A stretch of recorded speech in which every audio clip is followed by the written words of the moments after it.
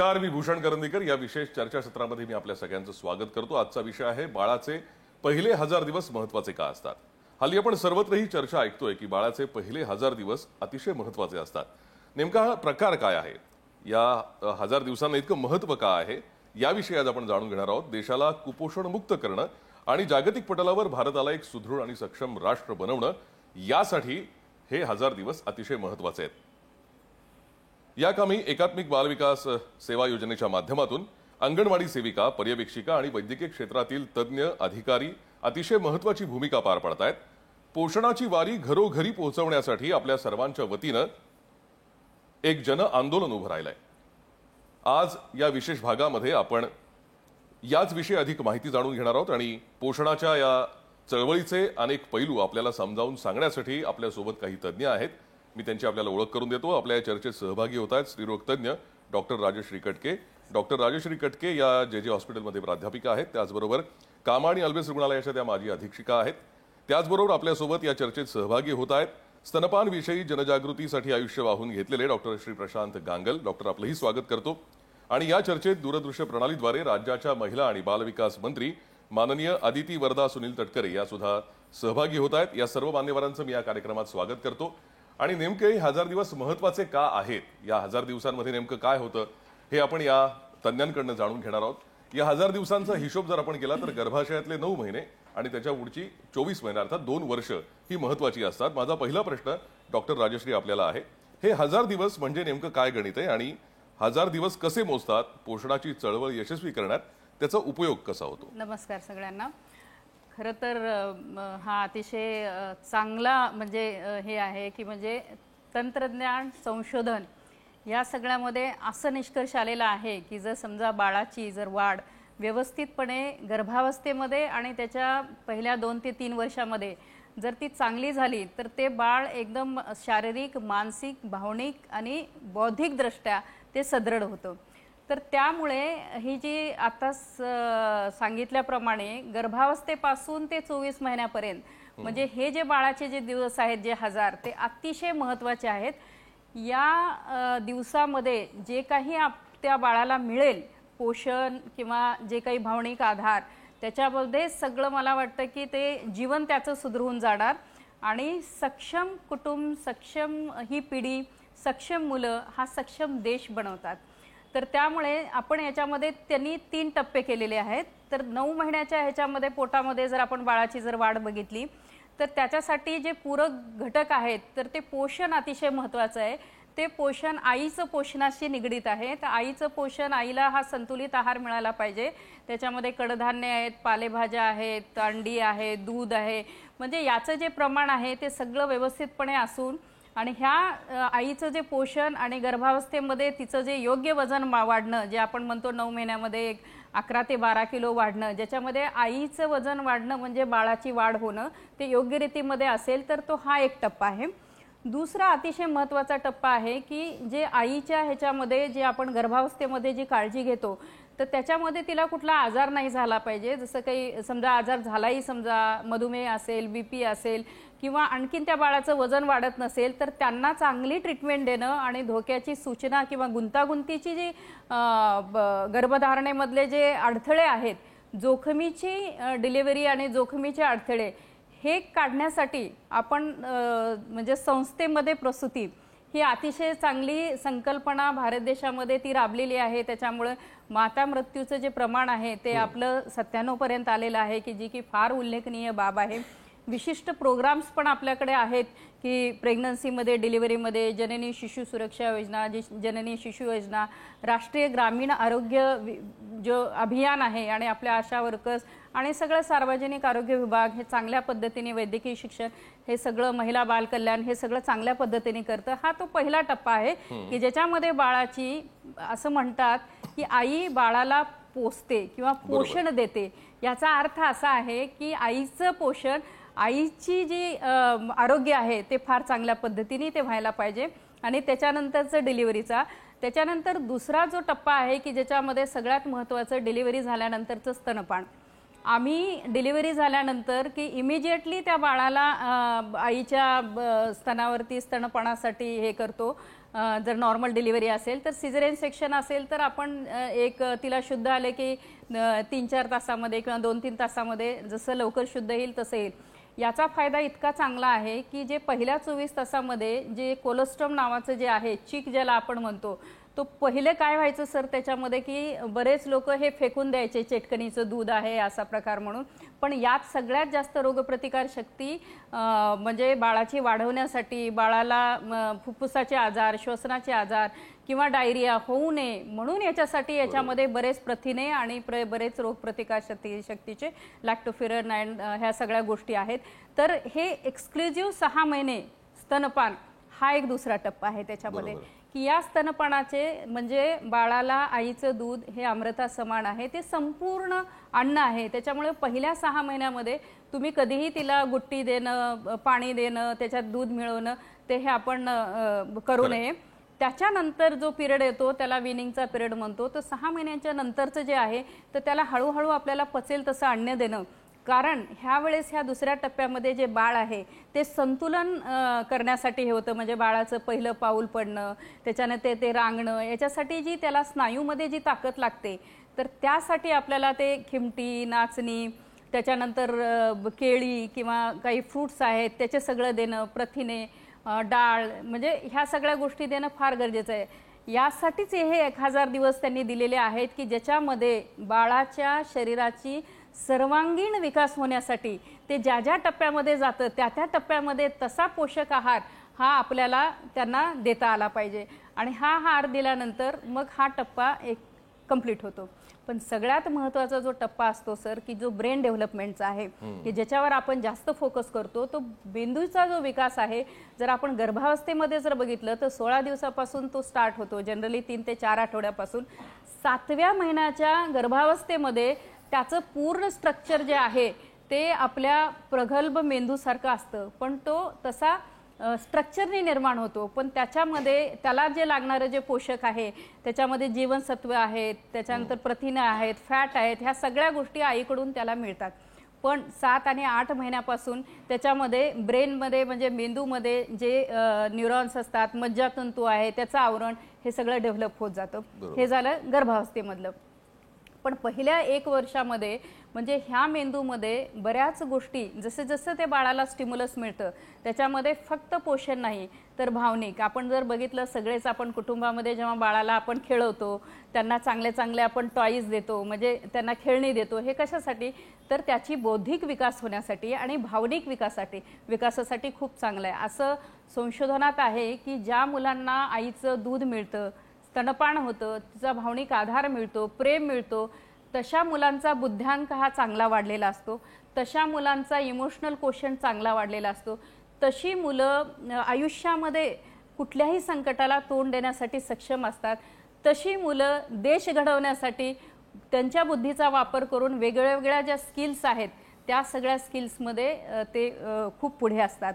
तर हा दुसरा टप्पा. तिसऱ्यामध्ये जे आपण 2ऱ्या आणि 3ऱ्या वर्षामध्ये जे आपण म्हणतो मेंदूमध्ये त्याच्यामध्ये वेगळे वेगळे जे एरिया आहेत, भाग आहेत की ज्याच्यामध्ये बोलणं आहे, त्याच्यानंतर लँग्वेज शिकणं, म्हणजे मुलं आई म्हणतात, बाबा म्हणतात, त्याच्यानंतर छान छान बोलायला लागतात. तर ह्या सगळ्या गोष्टीसाठी जो आपल्याला आहार लागतो तो आहार पण फार महत्त्वाचा आहे.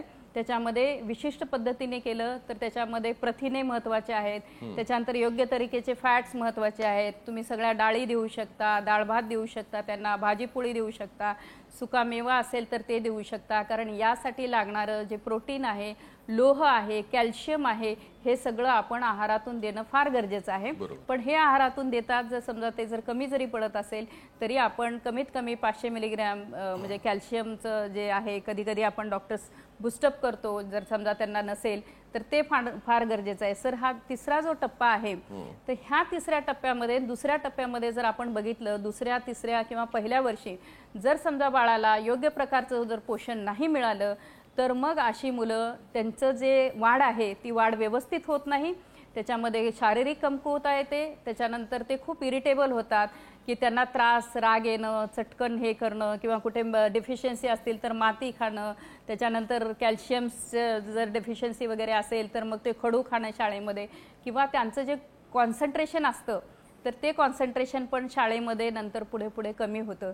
खरं तर त्यांचा तो काही दोष नसतो, पण अनावधानाने आपल्याला माहिती नसल्यामुळे ते त्यांना मिळत नाही आणि तसं होतं. म्हणजे ज्यांच्याकडे आहे त्यांची सुद्धा ही अवस्था आहे. म्हणजे बऱ्याच वेळेस म्हणजे ज्याने जिथं मिळत नसेल तिथे तरी आपल्याकडे बरेच पोषणाचे शासनाचे प्रोग्राम्स आहेत आणि त्याच्याप्रमाणे बऱ्याच ह्याच्यामुळे होतं. त्याच्यामुळं हे 1000 दिवस अतिशय महत्त्वाचे आहेत आणि ही वैज्ञानिक दृष्टिकोनातून जागतिक आरोग्य संघटनेने विविध संशोधनातून बाळाच्या शारीरिक, मानसिक, बौद्धिक, भावनिक आणि आध्यात्मिक प्रगतीसाठी आणि एक सक्षम समाज आणि एक सक्षम देश राष्ट्र निर्माण करण्यासाठी हे जागतिक पातळीवर अतिशय चांगल्या पद्धतीने हा कन्सेप्ट घेऊन आपण आलेलो आहोत आणि मला असं वाटतं की ते खूप उपयोगाचं आहे. डॉक्टर, तुम्ही खरं तर या उत्तरामध्ये म्हणजे एक महत्त्वाचा मुद्दा उपस्थित केलात. सुपोषित माता म्हणजे सुदृढ बालक. खरं तर आपण असं या तुमच्या उत्तरावर म्हणू शकतो. मॅडम, आपण पुढच्या चर्चेकडे जाऊयात, मात्र त्यापूर्वी आपल्याला एक छोटीशी विश्रांती घ्यायची आहे. या विश्रांतीनंतर लगेचच भेटूया.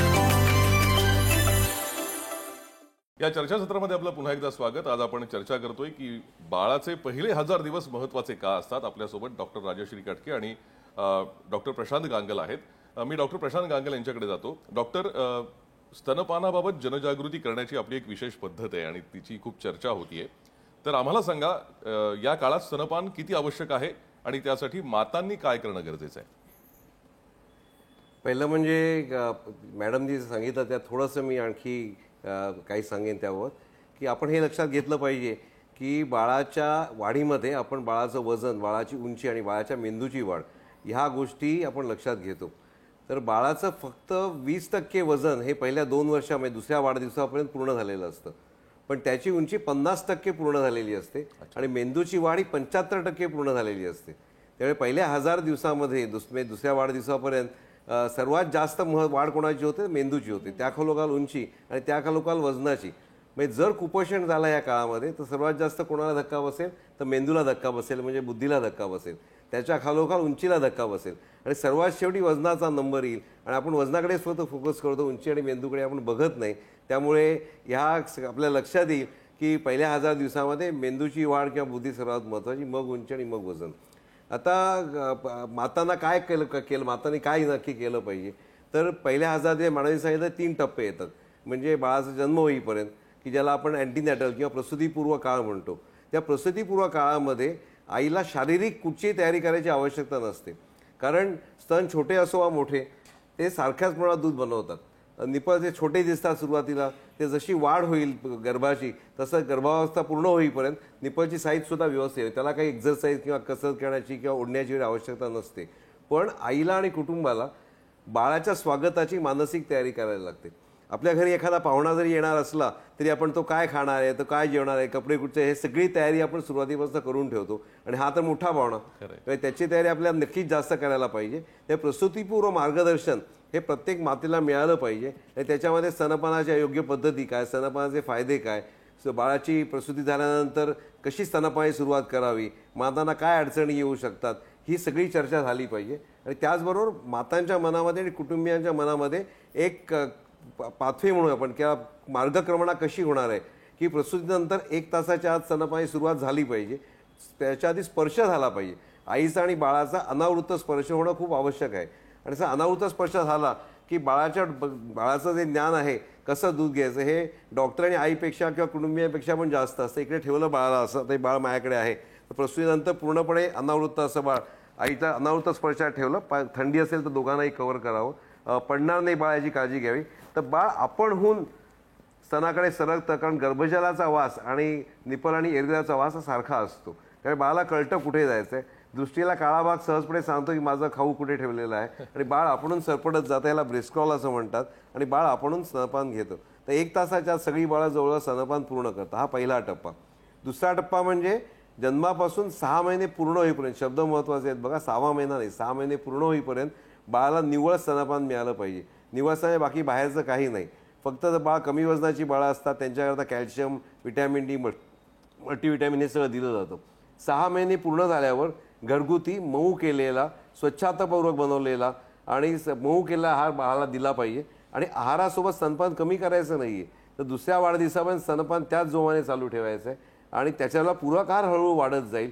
तर दुसरं वर्ष पूर्ण होईपर्यंत म्हणजे दुसऱ्या वाढदिवसापर्यंत स्तनपान देणं आवश्यक आहे. आणि त्याही पलीकडे पोषणासाठी नाही पण इतर पोषण मूल्यांसाठी किंवा इतर नॉन न्यूट्रिटिव्ह बेनिफिट्स असं म्हणतो त्यासाठी 2 ते 5 वर्षामध्ये थोड्या थोड्या प्रमाणात टॉनिकसारखं आईने स्तनपान सुरू करणं आवश्यक आहे. तर हा जो रोडमॅप आहे म्हणजे ही मार्गक्रमणा आहे जन्मापासून ते 5 वर्षाचं बाळ होईपर्यंत ही मार्गक्रमणा प्रत्येक कुटुंबियाच्या आईच्या मनात पक्की बसली पाहिजे. दुसरी एखादी आई असेल तर ती कसं स्तनपान करते हे आईला बघायला मिळालं पाहिजे. अशी संधी खूप कमी मिळते. पूर्वी एकत्र कुटुंब पद्धती होती, मोठा वाडा असायचा, त्याच्यामध्ये प्रसूतीसाठी वेगळी खोली ठेवलेली असायची. तर लहानपणापासून हे सगळं लहान मुलांच्या नजरेत पडायचं पण आता हे पडत नाही. पण आता संधी मिळाली तर नक्कीच आईने जाऊन बघावं. आणि बाळाचा जन्म झाल्यानंतर घरातलं काम वाढणार आहे, कमी होणार नाही आहे. तर ती वाढलेल्या कामाची जबाबदारी कोण घेणार याचीसुद्धा कुटुंबात चर्चा झाली पाहिजे. आणि आपल्याकडे खूप चांगली पद्धत आहे की आई प्रसूतीनंतर माहेरी जाते, माहेरपणाला जाते. आणि 6 महिने माहेरपण हे साधारण एक्सपेक्टेड आहे. पण साधारण एक चर्चा करून 4 ते 6 महिने आईला जर माहेरी राहायला मिळालं तिची इच्छा असेल तर मला वाटतं त्याचा खूप फायदा स्तनपानाच्या दृष्टीने होईल. कारण शेवटी स्तनपानची चावी जी आहे ती इकडे आहे. आई जेवढी शांत असेल तर त्याचा स्तनपानाने फायदा होतो. तर दुधाचा जो फ्लो आहे, प्रवाह आहे तो चांगला प्रवाहित होण्यास मदत मिळते. त्यामुळे ही सगळी तयारी प्रसूतीपूर्व काळात झाली पाहिजे. प्रसूतीनंतर मॅडमनी जर सांगितलं तसं ब्रेस्टकॉसाठी बाळाला ठेवून त्याच्या अडचणी त्याच्या प्रत्येक आईला स्तनपानासाठी प्रसूतीनंतर मार्गदर्शन समुपदेशन मिळालं पाहिजे. आणि काय अडचणी आल्या तर त्या सोडवण्यासाठी लगेच मदत मिळाली पाहिजे. आणि घरी गेल्यानंतर सुद्धा कुटुंबियांनी तिला सहकार्य केलं पाहिजे. दूध बाळाचं पुरतंय की नाही कसं ओळखायचं. सुरुवातीच्या काळात तर सांगत नाही पण एकदा स्तनपान प्रस्थापित झालं की 15 दिवसानंतर बाळ जर 6 ते 7 वेळा लघवी करत असेल आणि बाळाचं वजन साधारणतः 500 ग्रॅम महिन्याला वाढत असेल आणि ग्रोथ चार्टवर प्लॉटिंग असेल, वाढीच्या तक्त्यांवर जर प्लॉटिंग करता आलं तर ते उत्तमच. आणि त्या चार्टला पकडून जर मुलं जात असतील तर आपल्या असं म्हणतात की बाळाची वाढ व्यवस्थित होते, बाळाला आईचं दूध व्यवस्थित मिळतंय. तर त्यासाठी मार्गदर्शन मिळणं आवश्यक आहे.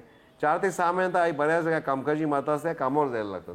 आणि कामावर जाणाऱ्या मातांना पण योग्य मार्गदर्शन मिळालं पाहिजे की स्तनपान सुरू ठेवून कसं आई बाळाला व्यवस्थित काम सांभाळून कसं आई बाळाला पाजू शकते.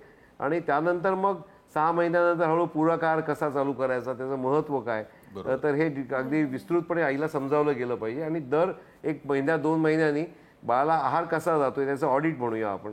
आणि ऑडिट आणि त्याचबरोबर वजनाचा आणि आहाराचा संबंध काय, बरोबर की ऑडिट वजनाच्या तक्ता खाली गेला तर खाली का गेला, तो चार्ट वरती गेला तर वरती का गेला, आणि त्याचं आहाराशी एक कोऑर्डिनेशन झालं पाहिजे असं मला वाटतं. आणि हे जर झालं तर प्रत्येक बाळाची वाढ व्यवस्थित होईल. पहिले 1000 दिवस सहजपणे जातील आणि 2 ते 5 वर्षामध्ये सुद्धा बाळाला पोषणाव्यतिरिक्त जे स्तनपानाचे फायदे ते मिळत राहतील. डॉक्टर, ही चर्चा अशी सुरू ठेवूया आपण, मात्र त्यापूर्वी एक छोटीशी विश्रांती इथे घेतोय, लगेचच परत. या चर्चासत्रामध्ये आपलं पुन्हा एकदा स्वागत. बाळाचे पहिले 1000 दिवस महत्वाचे का असतात याविषयी आपण चर्चा करतोय. आपल्याला मार्गदर्शन करतायत डॉक्टर राजश्री कटके आणि डॉक्टर प्रशांत गांगल. जसं डॉक्टर आपण मगाशी म्हणत होतात की सुपोषित माता असली पाहिजे म्हणजे बालक सुदृढ असतं. पण माता सुपोषित असणं म्हणजे नेमकं काय, त्या सुपोषित मातेला नेमका काय आहार गरजेचा असतो?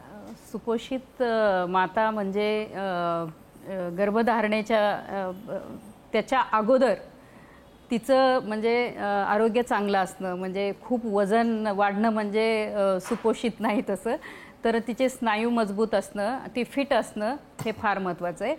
त्याच्यानंतर गर्भधारणेच्या काळामध्ये म्हणजे खरं तर हे खूप महत्त्वाचं आहे. कारण बऱ्याच वेळेस आपण बघतो काही लोकांचं वजन आता म्हणजे 90-100 किलो म्हणजे ते सुपोषित नाही आहे ते, किंवा काही खूपच कमी वजन असतं ते नाही आहे. तर ते स्नायू बळकट असणं, शारीरिक वाढ चांगलं असणं, तिच्यामध्ये सक्षमता असणं आणि त्याच्यासाठी पोषण देणं अतिशय गरजेचं आहे.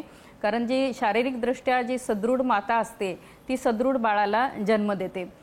आणि दुसरं तर आपण पोषणाबद्दल बोललेलोच आहोत, संतुलित आहार त्याच्यामध्ये काय असलं पाहिजे.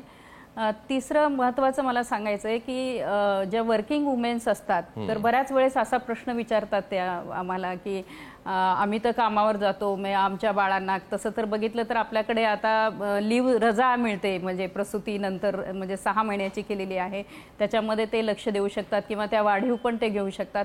पण काही काही सेक्टरमध्ये जर समजा मिळत नसेल तर अशा वेळेस त्यांनी ते स्वतःचं जे दूध आहे ते व्यवस्थितपणे एका बॉईल झालेलं कंटेनर घ्यायला पाहिजे, कारण दूध हे स्वच्छ मिळणं बाळाला फार गरजेचं आहे निर्जंतुकी करून. आणि मग त्या भांड्यामध्ये ती काढून त्या फ्रीजमध्ये ठेवू शकतात त्या. आणि मग त्याच्यानंतर त्या जरी कामावर गेल्या तरी चालतं. मग घरामध्ये जर समजा कोणी असेल तर त्यावेळेस ते दूध काढून लगेच आपण त्याला बॉईल नाही करायचं, बरोबर आहे. ते बॉईल जर केलं आपण, दूध उकळलं तर त्याच्यातले सगळे जे जीवनसत्व असतात ते नष्ट होतात. तर अशा वेळेस गरम पाण्यामध्येच्या भांड्यामध्ये ते जर भांडं ठेवलं किंवा रूम टेम्परेचरला जरी ठेवलं आणि ते नॉर्मल टेम्परेचरला तापमानाला आलं तर मग त्याच्यामध्ये वाटी आणि चमच्याने देता येतं. वाटी चमचा पण तो पण असा तो स्वच्छ उकळलेल्या पाण्यातला काढला पाहिजे, नाहीतर दूध स्वच्छ असणार आणि देणाऱ्याचे हात जर समजा खराब असतील तर मग ते बाळाला परत जंतू हे होतं. आणि कधीही दोन्ही मिक्स फिडिंग करू नये, म्हणजे मला इथं म्हणजे सरी ॲग्री करतील त्याच्यामध्ये. कारण कसं आहे की बऱ्याच वेळेस काही माता आम्हाला म्हणतात नाही आता मग दूध कमी आलं तर मग आम्ही बाळाला त्याला कमी पडत असेल म्हणून वरून गाईचं देतो किंवा दुसरं दूध देतो, तर तसं करू नये मिक्स फिडिंग. तर मला असं वाटतं की ह्या सगळ्या गोष्टी महत्त्वाच्या आहेत. आणि तिसरं एक म्हणजे बऱ्याच आता हॉस्पिटल्समध्ये एक मिल्क बँकिंग हा प्रोग्राम असतो, ह्युमन मिल्क बँकिंग, कदाचित ऐकला असेल किंवा नसेल पण. तर मी जेव्हा अधीक्षका होते कामावर अल्बलेस रुग्णालयामध्ये तर तिथे आमच्याकडे एक ह्युमन मिल्क बँकिंग असायची. तर आम्ही ज्या सदृढ ज्या माता आहेत तर त्या विलिंगली काही न घेता तर त्या ते दूध जे आहे ते मिल्क बँकला डोनेट करायचे आणि त्याच्या तपासण्या करून पाश्चराईज करून ते हेल्दी जे दूध आहे ते आम्ही जे लो बर्थ वेट बेबी आहेत NICU मधले किंवा ज्यांच्या माता पाजू शकत नाहीत किंवा ज्यांच्या माता मृत झालेल्या आहेत अशा बेबीजना आम्ही तो द्यायचो आणि त्याच्यामुळे ते बाळांचे वजन खूप चांगलं वाढायचं, रोगप्रतिकार शक्ती वाढायची. डॉक्टर अत्यंत स्तुत्य उपक्रम आहे. मी आता पुन्हा डॉक्टर प्रशांत यांच्याकडे येतो. जसं आपण मगाशी म्हटलं डॉक्टर की स्तनपान हे बाळासाठी अत्यंत महत्त्वाचं असतं, पण त्याचबरोबर ते मातेसाठी सुद्धा महत्त्वाचं असतं. त्याची नेमकी कारणं काय? स्तनपानाचे बाळासाठी अनेक फायदे आहेत आणि बाळाचा फायदा म्हणजेच आईचा फायदा. प्रसूतीनंतर जर आईने स्तनपानाची सुरुवात लगेचच केली आणि व्यवस्थित दिलं स्तनपान तर 3 मुख्य फायदे बाळाला होतात, आईला होतात. एक म्हणजे गर्भाशय आकुंचित होण्यास मदत होते, त्याच्या आधी वार पटकन जाण्यास मदत मिळते आणि जो रक्तस्राव होतो प्रसूतीनंतर तो कमी प्रमाणात होतो. तर हे लगेचच मिळणारे फायदे. आई सतत बाळाला पाजत राहिली, मी मगाशी सांगितल्याप्रमाणे 6 महिन्यापर्यंत फक्त आईचं दूध, मग खाण्यावर आईचं चालू ठेवायचं. अर्थात दुधामध्ये जी चरबी येते किंवा फॅट्स येतात त्या आईच्या शरीरातूनच येतात. त्यामुळे गर्भावस्थेत असताना जे वजन वाढलेलं असतं ते वजन उतरवण्यासाठी त्याचा निश्चितच फायदा होतो. याशिवाय ब्रेस्ट कॅन्सर, ओव्हेरियन कॅन्सर आणि काही प्रकारचे गर्भाशयाचे कर्करोग यापासूनचं आईला संरक्षण मिळतं. दुसरा एक फायदा असा होतो की आई अंगावर पाजत असेल, एक्सक्लुझिव्ह ब्रेस्ट म्हणजे फक्त निव्वळ स्तनपान देत असेल तर साधारणतः पहिले 4 ते 6 महिने आईला एक ते संतती नियमनासारखं काम पण करतं, याला आपण कॉन्ट्रासेप्शन म्हणतो. त्याच्यामुळे पुढची गर्भधारणा रोखण्यास मदत होते. तो सुद्धा एक फार मोठा फायदा आहे. याशिवाय स्तनपान करणं खूप सोपं आहे. आई झोपलेली असेल तर पटकन एका कुशीवर ओळली आणि बाळाला कुशीवर ओळून स्तनपान केलं, तिला कुठची पूर्वतयारी करायला लागत नाही. आणि त्याशिवाय त्यामुळे बाहेर खर्च पण होत नाही. बाहेरचा खर्च पुष्कळ आहे आणि बाळ कमी आजारी पडतं आईचं दूध चालू असेल तर. त्यामुळे आईला जो डॉक्टरने नेण्याचा त्रास वगैरे हे सगळं वाचून जातं आणि हे सगळे फायदे आईसाठी आहेत आणि त्याचा निश्चित फायदा सगळ्या मातांनी करून घेतला पाहिजे. बऱ्याच वेळा यांना काय वाटतं की डॉक्टर सांगतात स्तनपान करा, हे बाळासाठीच फायदे असतील तर त्यासाठी हे महत्वाचं आहे. बरोबर. स्तनपान करण्याबाबत अनेक गैरसमजुती आहेत, म्हणजे गैरसमज समाजामध्ये आहेत. तर याच्याबाबत जनजागृती सुद्धा होतीये, पण स्तनपान करण्याची योग्य पद्धत कोणती? स्तनपान प्रसूतीनंतर योग्य पद्धत म्हणजे त्याच्या आणखी 2 वेगळे प्रकार सांगेन मी. की प्रसूतीनंतर बऱ्याच वेळा काय होतं की पहिले 15 दिवस वेगळे आपण पकडले पाहिजे, 15 दिवसानंतर वेगळं पकडलं पाहिजे. पहिल्या 15 दिवसामध्ये बाळाला वारंवार स्तनपान करण्याची आवश्यकता असते. वारंवार म्हणजे किती वेळा? तर 24 तास कमीत कमी 10 वेळा आणि प्रत्येक आईला सांगितलं गेलं पाहिजे. आता हे आईला सांगितलं, आई काय म्हणते की बाळ झोपून राहतं. तर बाळाला उठवण्याचे पण काही मार्ग आहेत. आता तुम्ही कुठच्याही परिचारिकाला विचार, ती काय सांगेल की कानाला असं असं करा, पायाला टिचक्या मारा, पण तो योग्य मार्ग नाही. बाळाला जे गुंडाळलेलं असेल ते काढावं बाजूला, बाळाचे कपडे काढावेत लंगोट जो ओला झाला असेल तर तो बदली करावा आणि आईने बाळाला असं जवळ पकडलं 2 सणांच्या मध्ये आणि अंगावरून खरंच कुरवाळलं की साधारणतः सगळी मुलं जागी होतात. तर ही एक खूप चांगली पद्धत. झोपी गेल्या बाळाला कसं उठवायचं, एक फिरकून 1-1.5 तास झाला की बाळाला ह्या प्रकारे उठवलं पाहिजे. त्याचबरोबर बाळ काही सूक्ष्म प्रतिक्रिया सांगतं. बाळ खूप हुशार असतं. ते आईला सांगतं की मला भूक लागली आणि कसं सांगतं तर हळू चुळबुळ करायला लागतं, डोळे उघडून इकडे तिकडे बघून आईला शोधायला लागतं, नंतर थोडे हुंकार भरायला लागतं. तरी पण आईने बघितलं नाही तर मग ओठांचे तोंड फिरवायला लागतं ह्या प्रकारे आणि हळूच ओठांचे पण आवाज करतं. असा आवाज करून आईला सांगतं मला भूक लागली. तरी पण आईने बघितलं नाही तर मग अंगठा तोंडात घालून किंवा बोटं तोंडात आईला सांगतं की मला भूक लागली आणि तरी पण आईने बघितलं नाही तेव्हा बाळ चिडतं आणि मग असं रडायला लागतं. तर प्रत्येक मातेला पहिल्या 15 दिवसामध्ये हे सांगितलं गेलं पाहिजे की कमीत कमी 10 वेळा स्तनपान झालं पाहिजे. नंबर 1, झोपी गेल्या बाळाला कसं उठवायचं आणि बाळ ज्या सूक्ष्म प्रतिक्रिया दाखवतं त्या जाणणं महत्त्वाचं आहे. आणि बाळ रडेपर्यंत थांबू नका, कारण रडणारं बाळ पटकन छाती पकडत नाही. दुसरे काही गोष्ट मी जेव्हा नर्सिंग होम राऊंडला जातो तेव्हा आईला सांगतो की आईचं पहिलं काम बाळाला ऊब देणं हे आहे, दुसरं काम प्रेम करणं हे आहे आणि तिसरं काम स्तनपान करणं आहे. तेव्हा आईला आणि बाळाला स्किन टू स्किन कॉन्टॅक्ट मिळते, त्याकरता योग्य कपडे घातले पाहिजेत आणि अशा जर परिस्थितीत आईने स्तनपान केलं. दुसरं मोबाईलचं आईला मी सांगतो की जेवढ्या प्रेम तुमच्या मोबाईलवर करता तेवढं प्रेम कमीत कमी बाळावर करा. जेवढं मोबाईलला जवळ ठेवता तेवढं कमीत कमी बाळाला जवळ ठेवा, म्हणजे आपोआप बाळाशी तुमचा संवाद साधला जाईल. ते हे पहिल्या 15 दिवसातलं आहे. आणि सगळ्या मुलांचं वजन जे आहे ते पहिल्या 4-5 दिवसामध्ये 7 ते 8% कमी होतं आणि त्यानंतर वाढायला लागून ते साधारण 11व्या 12व्या फार तर 14व्या दिवसापर्यंत जन्मवजनाच्या पुढे जातं. आणि फार महत्त्वाची गोष्ट आहे की आरोग्य सेवांनी प्रसूतीने डिस्चार्ज केल्यानंतर त्यांना परत बोलवलं पाहिजे आणि प्रत्येक प्रसूतीचे कर्तव्य आहे की कमी झालेलं वजन 11व्या 12व्या फार तर 14व्या दिवसापर्यंत जन्मवजनाच्या पुढे गेलं आहे की नाही. आणि त्याच्यानंतर मग मगाशी सांगितलं असं लघवी आणि वजनावरून तुम्हाला ओळखता येतं की बाबा बाळाला दूध पुरतं आहे की नाही. ह्या सगळ्या माहित्या ज्या आहेत या मातांपर्यंत गेल्या पाहिजेत. आणि बऱ्याच वेळा बघितल्यानंतर बाळ रडलं की सगळे म्हणतात अरे तुझं दूध कमी पडतंय. बरोबर. तर हा बाळ अनेक कष्टमेव रडतं, कंटाळा आलेला असतो, कधी उचलून घ्यावं असं वाटत असतं. तर ही सगळी कारणं आपल्या लक्षात आली पाहिजेत. पाजताना एका वेळेला एका बाजूला पूर्ण पाजून मग दुसऱ्या बाजूला पाठवलं पाहिजे बाळाला, कारण बऱ्याच आया काय करतात 5-10 मिनिटं इकडे जातात 5-10 मिनिटं इकडे देतात. तर पुढचं पातळ दूध फक्त बाळाला मिळतं, मागचं घट्ट दूध मिळत नाही. किंवा एका वेळेला 25 ते 30 मिनिटं पूर्ण पाजून मगच साईड आईने बदली केली पाहिजे. दुसरं असं पण गैरसमज आहे की आईने बसूनच पाजलं पाहिजे. आता प्रस्तुती झाल्यानंतर एवढी थकलेली आई असते ती बसून कसं पाजणार. त्यामुळे सगळ्या मातांना सांगायचं की बसून झोपून तुम्हाला पाहिजे तसं पाजा. फक्त पहिली वेळ असेल तर नातेवाईकांनी लक्ष ठेवणं थोडं आवश्यक आहे. काही 15 दिवस त्यानंतर बाळ आणि आई शहाणी होतं आणि त्यांना काही लक्ष ठेवायला लागत नाही. तर हे काही काही गैरसमज आहेत स्तनपानाचे आणि मागून पूर्वकाळाचे काही गैरसमज आहेत ते आपण काही वेळाने बघूया. तर ह्या सगळ्या गोष्टींचे मार्गदर्शन आईला मिळालं पाहिजे. स्तन कडक झाले त्याकरता काय करायचं, कसं दूध काढायचं. समजा क्रॅक निपल झालं, आता फक्त निपल जर तोंडात गेलं बाळाच्या तर बाळ चोखतं जोरात निपल एक चावू शकतं, त्यामुळे निपल क्रॅक होऊ शकतं निपलला. त्यामुळे निपल व्यवस्थित निपल आणि त्यामागचा जास्तीत जास्त काळा भाग तोंड भरून बाळाला आईने छाती दिली पाहिजे. याच्या एक छोटंसं पोस्टर मी दाखवणार आहे. आता हे जर तुम्ही बघितलं त्याच्या ही पद्धत योग्य आहे का ही पद्धत योग्य आहे. ही पद्धत योग्य आहे कारण ह्याच्यामध्ये जास्तीत जास्त काळा भाग बाळाच्या तोंडात गेलेला आहे आणि ह्याच्यामध्ये बराचसा काळा भाग हा बाहेर आहे, फक्त निपल पकडलेला आहे. त्यामुळे ह्या बाळाला ह्या आईला बाळ चावल्यामुळे निपलला क्रॅक जाण्याची शक्यता आहे. तर हे सगळं आयानं दाखवलं पाहिजे. खरं. डॉक्टर, आपण या सगळ्या गैरसमजांबाबत बोलतोय, अजून याविषयी चर्चा करूया. मात्र त्यापूर्वी एक छोटीशी विश्रांती इथे आम्ही घेतोय, लगेचच परत येतोय.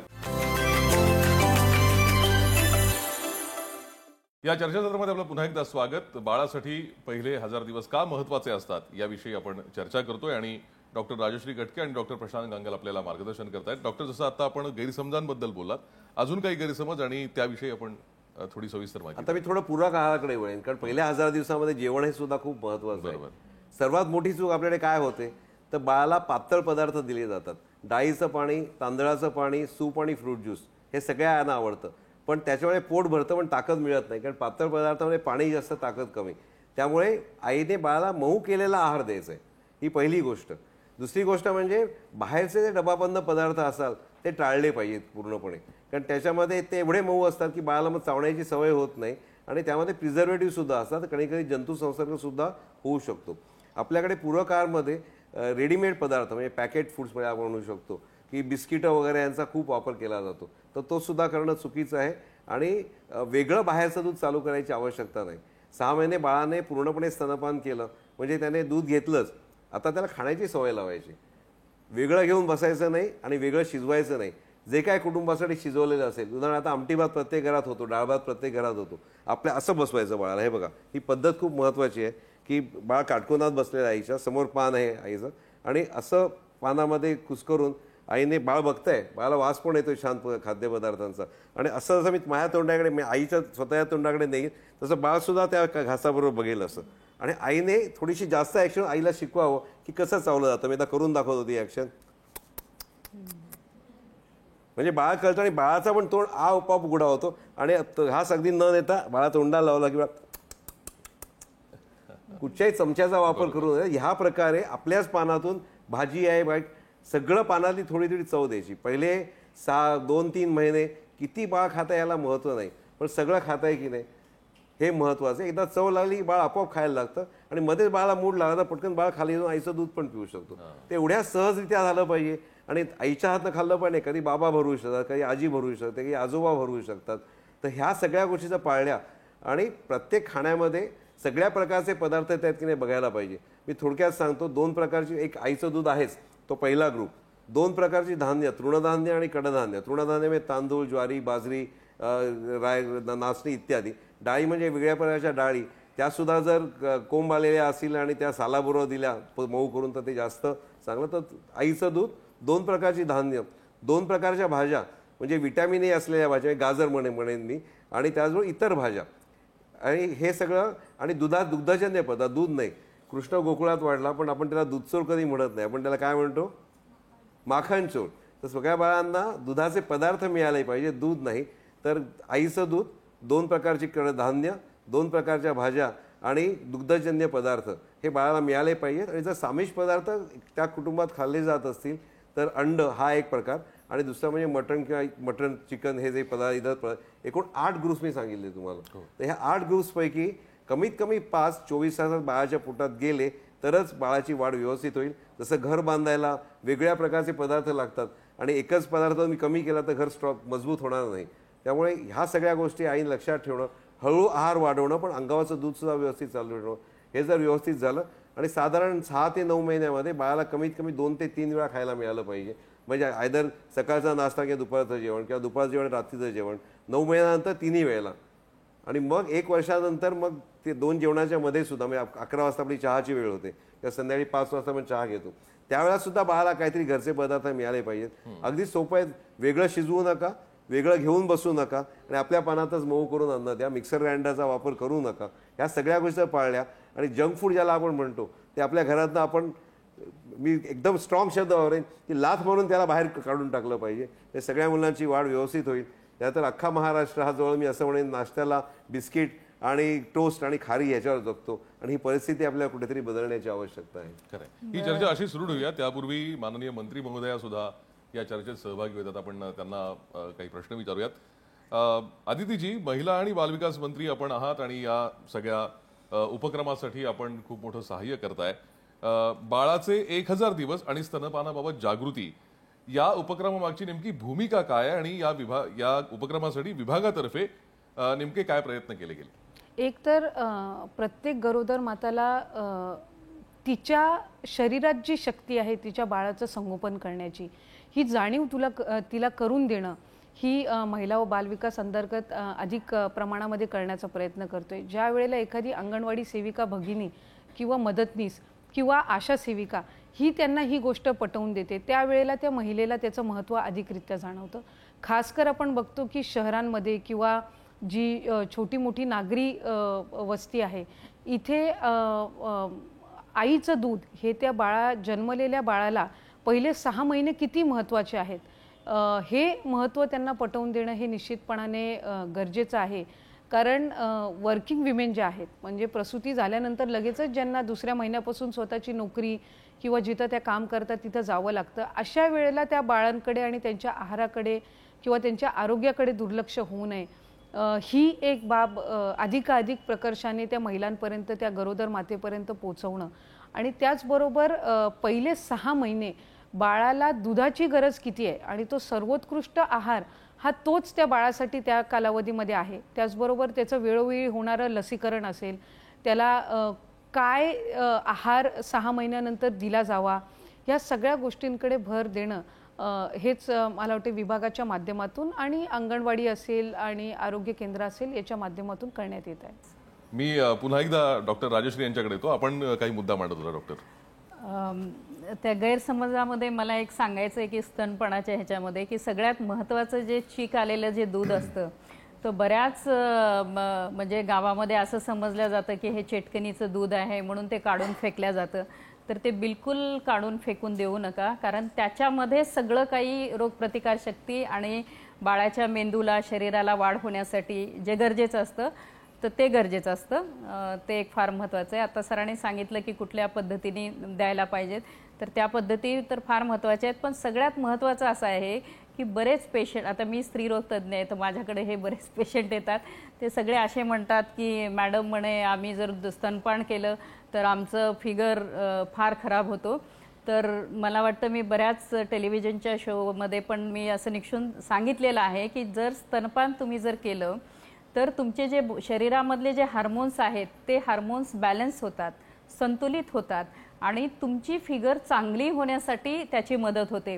कारण ऑक्सिटोसिन नावाचा जो हार्मोन आहे, ज्याला आपण चांगलं म्हणजे प्रेम मिळणारा आपण हार्मोन म्हणतो, आपला हार्मोन, तर ते रिलीज होतं. आणि बाळाला तुम्ही जर समजा ऊब दिली आणि प्रेमाने आपल्या छातीवर जर आईने बाळाला घेतलं तर त्याच्यामुळे पण त्या भावनिक जे त्यांचे बंध आहेत ते खूप चांगल्या पद्धतीने होतात. त्यामुळे कधीही असं मनात आणू नका की स्तनपान केल्यानंतर आमची फिगर खराब होते. उलट स्तनपान केल्यामुळे जे एक्स्ट्रा वेट आहे ते तुमचं निघून जातं, सगळे हार्मोन्स बॅलन्स होतात आणि मग त्या चांगल्या सुडसुडीत व्यवस्थितपणे त्याच्यामध्ये येतात. आणि तिसरं महत्त्वाचं आहे की एक असा गैरसमज आहे की बाळाला आपण जर समजा गुट्टी दिली, बऱ्याच वेळेस काय होतं की स्तनपान देताना की त्यांना म्हणजे पूर्वपारचित म्हणजे मागून आलेल्या ज्या संकल्पना आहेत, आम्ही जरा घासून गुट्टी देतो किंवा बदाम घासून देतो त्याच्यामुळे बुद्धी वाढते, तर तसं काही नाही आहे. पहिल्या 6 महिन्यामध्ये असा कुठलाही प्रकार करू नका, कारण त्याच्याने काय होतं की तुम्ही ते घासून देता, त्याच्यामध्ये इन्फेक्शन होतं आणि मग बाळाला डायरिया वगैरे होतो. त्याच्यामुळे पहिल्या 6 महिन्यामध्ये फक्त आईचं दूध, आईचं दूध, आईचं दूध. ठीक. तर ह्या गैरसमज. डॉक्टर प्रशांत, आपण पुन्हा एकदा चर्चा करूयात. जो आपण आता खूप इंटरेस्टिंग भाग सांगत होतात की बाळाला 6 महिन्यानंतर जेव्हा आपण अन्न देतो तर ती अन्न देण्याची पद्धत काय, अशाच काही मार्गदर्शन आपल्याकडनं अपेक्षित आहे. मॅडमनी सांगितलं, मी थोडंसं ॲड करेन. पहिल्या काही दिवसातलं बऱ्याच आयांना काय वाटतं की प्रसूती झाली की धो गंगा जमुना व्हायला लागतील, पण तसं होत नाही. दूध किती येत आहे बघू नका, बाळा छातीला लावत राहा. सुरुवातीला पहिल्या काही दिवसामध्ये बाळाची जी स्टमक कॅपॅसिटी किंवा पोटाची क्षमता असते ती कमी असते. मी असा अंगठा दाखवतो आयांना, एवढंच तर बाळाचं पोट आहे.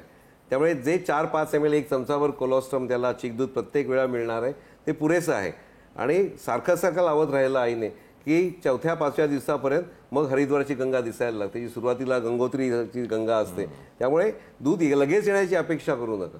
तर ही अपेक्षा नाही ठेवली, सारखं विश्वास ठेवून जर आईने पाजत राहिली तर निश्चितच त्याचा फायदा होतो. आणि स्तनपानाच्या अडचणी येतात त्याला हल्ली शहरांमध्ये तुम्हाला लॅक्टेशन काउन्सिलर्स म्हणजे लॅक्टेशन कन्सल्टंट्स यांची सेवासुद्धा मुंबईमध्ये मिळते. मला सांगायला अतिशय आनंद वाटतो की BPNI महाराष्ट्र आमच्या संस्थेतर्फे जवळजवळ 85 प्रसूतीगृहांमध्ये, ज्याच्यामध्ये छोटी मोठी शासनाची म्युन्सिपाल्टीची सुद्धा मॅटर्निटी होम्स आहेत, तिकडे आमचे काउन्सिलर्स जाऊन काउन्सिलिंग करतात. आणि बरीच जी इन्स्टिट्यूशनल मोठी हॉस्पिटल्स आहेत, ब्रिच कँडी आहे, Cloud9 आहे, अंबानी आहे, या हॉस्पिटल्सला आमचे काउन्सिलर्स जातात. आणि होम व्हिजिटसुद्धा खूप प्रमाणात उपलब्ध आहेत. तर त्याचा फायदा मातांनी घ्यावा. मदत ही पुष्कळ आवश्यक आहे, कारण अडचण असेल त्या अडचणीकरता आपण आजकाल स्पेशालिस्टकडे बघतो. त्यामुळे स्पेशालिस्टकडे जाऊन आपण त्याची अडचण जर आपण सोडवून घेतली त्याचा निश्चितच फायदा होतो. बरोबर. आपण पुन्हा एकदा मंत्री महोदयांकडे जाऊयात. आदितीजी, पुढचा प्रश्न आपल्यासाठी आहे. बाळ गर्भात असल्यापासून आपल्या विभागाचा या सगळ्या ह्याच्याशी संबंध येतो. सुदृढ बाळ असेल तर देशही सक्षम होतो. राज्यातील माता बालकांचं आरोग्य चांगलं राहावं म्हणून आपण या संपूर्ण पोषणाच्या चळवळीला जन आंदोलनाचं स्वरूप दिलं. लोकांचा सहभाग या कामांमध्ये महत्वाचा का आहे आणि राज्यातल्या जनतेला तुम्ही काय संदेश द्याल? खरं तर पोषण अभियान हे दरवर्षी महिला व बालविकास विभागाअंतर्गत राबवण्यात येतं. सप्टेंबर महिन्यामध्ये महापोषण अभियान राबवलं जातं. त्याच्यानंतर ही वर्षाच्या 12 महिन्यामध्ये अशा अनेक उपक्रम आहेत जिथे पोषणावर आपण भर दिला जातो.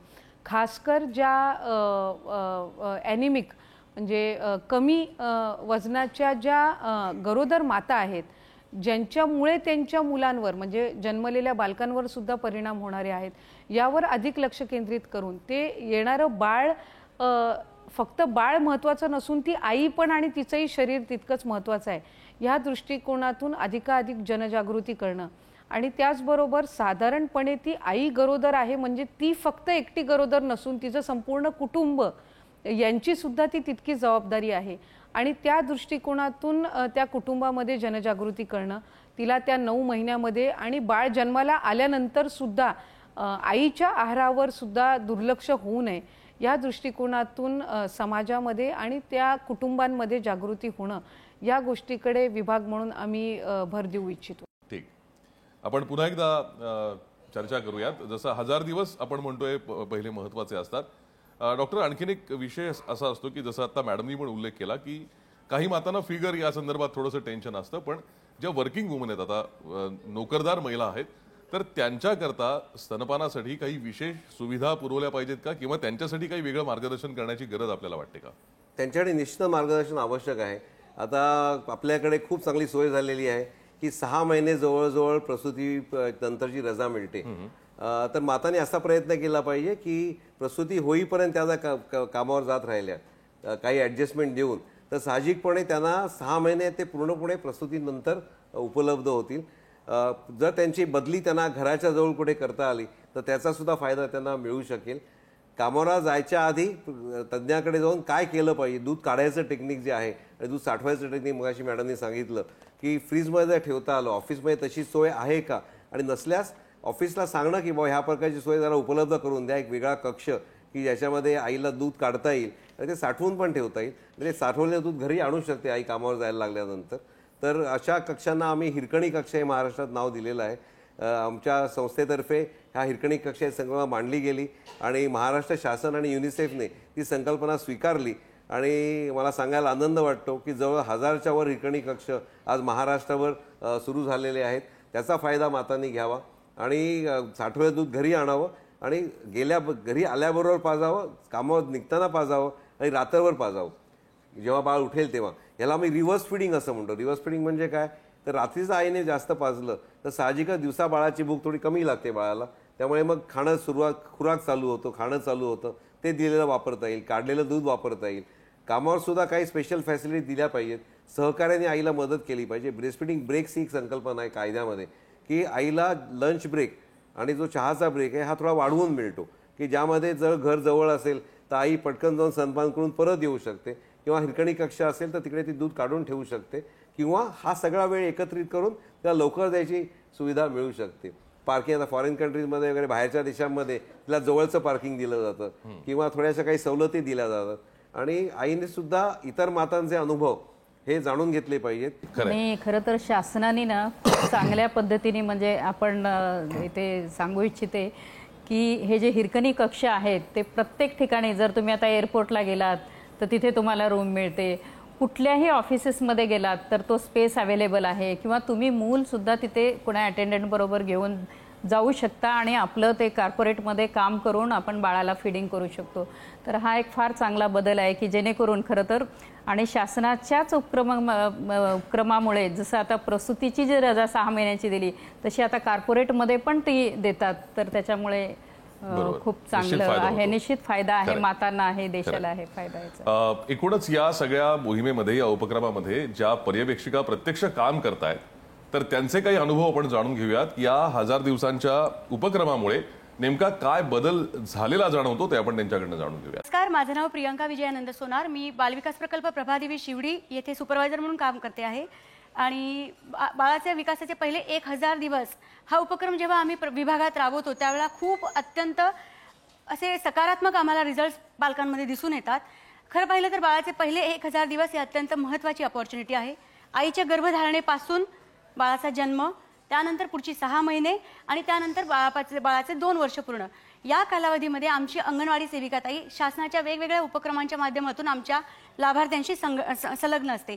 यामध्ये विभागात जर एखादं नवदाम्पत्य आलं किंवा एखादं नवीन लग्न झालं तर त्या दाम्पत्याला आम्ही त्यांचं वेलकम त्या ठिकाणी करतो. म्हणजे तिथूनच आम्ही त्या दाम्पत्याला ट्रॅकवर घेतो आणि ज्या वेळेला एक छान असं एक ॲटमॉस्फिअर त्या ठिकाणी आमच्या सेविकाताईचं आणि त्या दाम्पत्याचा रेपो तयार होतो, तर निश्चितच ते दाम्पत्य ज्या वेळेला पहिल्यांदाच गर्भधारणा होते त्यावेळेला ती जी नवीन विवाहिता आहे तिथे आपल्या अंगणवाडी सेविकेताईशी अप्रोच होते.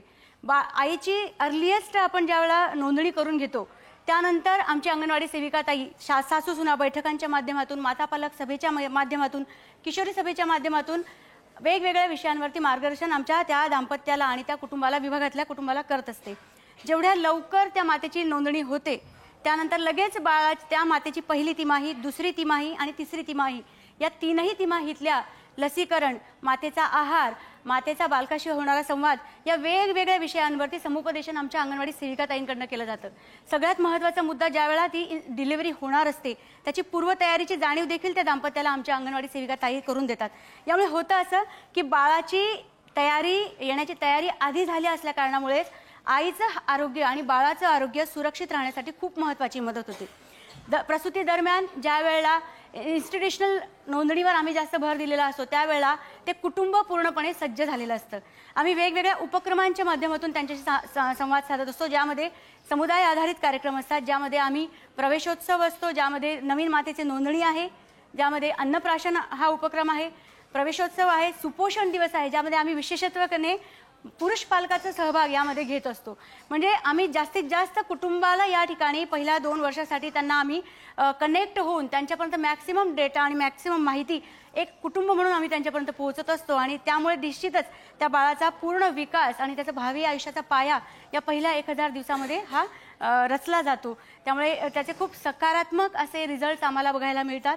पालकांना एक छान एक आपुलकीची भावना आणि त्या बाळाला देखील एक उत्तम उबदार वातावरण घरात तयार होतं आणि एक उत्तम रिझल्ट आम्हाला त्या ठिकाणी मिळतो. धन्यवाद. धन्यवाद. आपण बघितलं या 1000 दिवसांचं महत्व हे अतिशय महत्वाचं आहे, कारण जर सुपोषित माता असेल तर सुदृढ बालक असणार आहे. त्यामुळे बालकाची वाढ किंवा बालकाचं जे संगोपन आहे ते बाळ जन्माला आल्यावर नाही तर बाळ गर्भात असतानाच व्हायला हवं. तिथपासून बाळ जन्माला आल्यानंतर पुढचे 2 वर्षाचे जे 2 वर्षाचा जो कालावधी आहे हे एकूण 1000 दिवस बालकासाठी महत्वाचे असतात. बाळ सुदृढ असेल, सुपोषित असेल तर ते देशाचे एक उत्तम नागरिक म्हणून आपल्याला उभं राहताना आपण पाहू शकतो. त्यामुळेच या संपूर्ण कार्यक्रमाचा, या उपक्रमाचा हेतूच हा आहे की आपल्या जन्माला येणाऱ्या प्रत्येक बालकाला 1000 दिवस हे अत्यंत महत्वाचे आहेत आणि त्यासाठी हा उपक्रम राबवला जातोय. या चर्चेमध्ये आपण सर्व सहभागी झालात, इतकं छान मार्गदर्शन केलं त्याबद्दल आपल्या सर्वांचे आभार. नमस्कार. धन्यवाद.